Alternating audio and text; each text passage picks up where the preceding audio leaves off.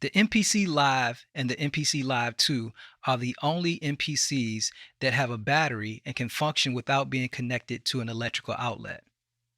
The MPC Live II, shown here, also has a full-color multi-touch display and 8 banks of the 16 legendary MPC pads that take up most of the real estate on the top panel. At the top left corner of the MPC Live II, you have your master volume knob. To the right of that, you have your pad bank buttons, allowing you to switch between banks A through H. Beneath that, you have your note repeat button, secondary function latch, your full level button, secondary function half level, your 16 level button, secondary function pad perform, and your erase button. To the right of your pad bank buttons, you have your undo secondary function redo button, your copy secondary function delete button.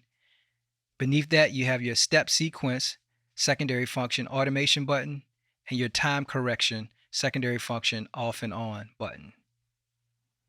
To the right of your touch screen, you have your 4 touch sensitive Q-Link knobs. The knobs can control one column of parameters at a time.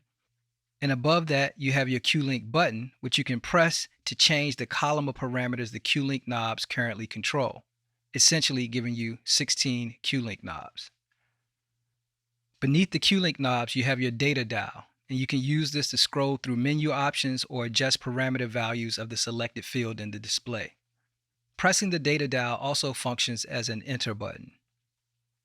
Beneath the touchscreen, you have your shift button, allowing you to access secondary functions, your menu button, secondary function browse, your main button, secondary function grid, your mix button, secondary function sampler, your mute button, secondary function sample edit, your next sequence button, secondary function XFX, and your plus and minus button, which allow you to decrease or increase the value of the selected field in the display.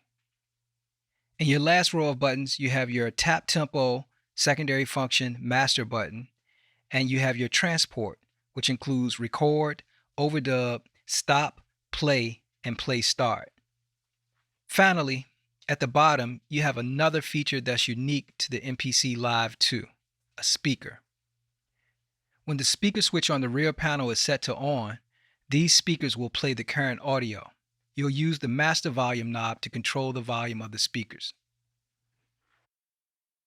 On the rear panel of the MPC Live II, you have your power switch and your power input, your Ethernet link input, a USB-B port to connect the MPC Live II to your computer to control the MPC software, 2 USB-A ports to connect USB flash drives, 2 5-pin MIDI inputs and 2 5-pin MIDI outputs, 8 CV gate outputs, an SD card slot, stereo 1/4-inch input and stereo phono jack input, your grounding terminal, your line of phono switch to choose between the RCA or 1/4-inch inputs to the right, your recording volume knob, 4 1/4-inch outputs, your stereo left and right 1/4-inch output, your speaker on or off button to determine whether the speaker on the front of the MPC plays the sound coming out of the MPC, and a 1/4-inch headphone output jack.